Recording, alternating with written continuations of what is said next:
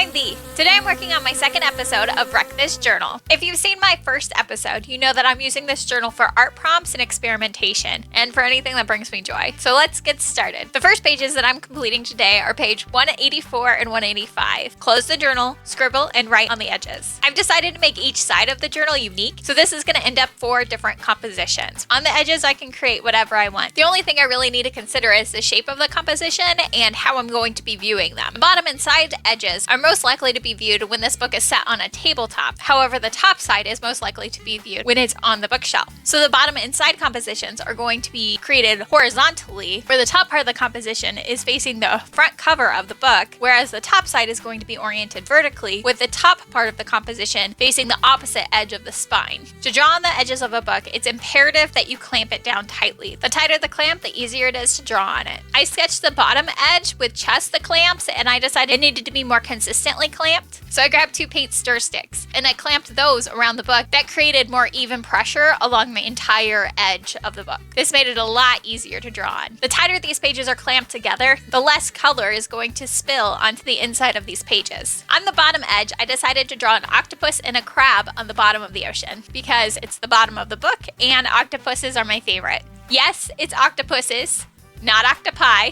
And if you're from academia and you want to argue octopodes, I would like to argue that octopuses don't have feet. The most correct and the most accurate plural of octopus is octopuses. To color the edges, I used things like highlighters, colored pencils, and my white gel pen because unlike paint, I wouldn't have to worry about the pages sticking together after I was finished. On my side edge, I decided I wanted to make the composition work either horizontally or vertically by creating my version of the neon cat, or the Pop-Tart cat that was very common in the memes about a decade ago. I thought this would be a really fun way to add in a rainbow without being generic, and adding a few little sparkles was fun too. On the cloud portion, I was able to use colored pencils without the highlighter base, and that worked a lot better than I expected it to. And I think that making color pencil mosaics on the side of books would be a really exciting project to work on in the future. On the final edge, I wanted to do something sky related, so I started thinking about a bunch of different birds, but eventually I thought of the peacock, and I know that that's not exactly a skybound bird, but I like peacocks a lot, so I decided to draw that anyway. Now on to the pages actually in the book. On page 184 and 185, I used the word edge for my inspiration.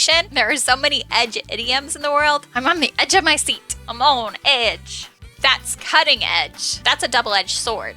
But ultimately, I decided I wanted to fall off the edge of the world, so that's what I drew. I started with using a white crayon around the peripheral of my undersketch. White crayons are really a great alternative to masking liquid, but I do have to keep in mind that the white crayon is going to be there permanently. It's not something that I can peel off or scratch off, and it's really difficult to color over with anything other than crayons. It worked really well for me today because I wanted that white highlight around the edge of my drawing anyway. Then I used my water-based Ohuhu markers. I love these markers. They work so great as watercolors. All you do is you color onto a piece of plastic and then use a wet paintbrush and you use it like watercolors. It's so wonderful. Like we were talking about last time, this paper is really thin, cheap paper, so it does create a lot of shedding. And once it's dry, it is totally warped.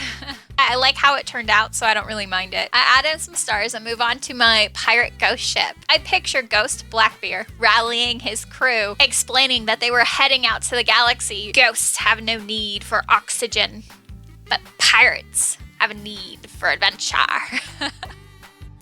As always, if you want to please the Pandaverse, please like, subscribe, and click that notification button. Next week, I'm creating an elemental dinosaur stuffy, and I hope it turns out really cute. The next pages I'm working on are page 28 and 29. Scratch this with a sharp object. For these pages, I really wanted to use that scratch paper, and instead of buying the scratch art pages, I decided to DIY it myself. To do this, I took just a plain old piece of paper, colored it over with oil pastels. I used my favorite analogous ombre, starting with pink, moving on to purple, blue, green, and ending in a chartreuse or yellow-green color. Then I mixed 1 part dish soap and 1 part black acrylic paint together and painted it on, trying to get a thick coverage with the minimal amount of bubbles. While this is drying, I just want to take a moment to appreciate how beautiful this looks. It's just Wow, it's so gorgeous. Once it's dry, I used a kitchen skewer to start creating my art. I decided to do a jellyfish because of its organic shape. It's a lot easier to hide mistakes. Something like this has no eraser, so if I mess up, I just have to start over. For example, I tried to create a turtle and I hated it. I started the process over from the very beginning, creating whole new pieces of paper so that way I can sketch it out again. This time I decided to go for something tried and true and made another jellyfish. I know I'm going to need to seal these pages eventually. I've tested both Mod Podge and acrylic sealer and neither one have worked. So if you have any ideas on how to seal this type of paper, I would love to hear about them. For now, I'm just going to keep a piece of wax paper in between the pages and try not to scratch it while I'm flipping through the book. To review, I completed pages 184 and 185 and pages 28 and 29.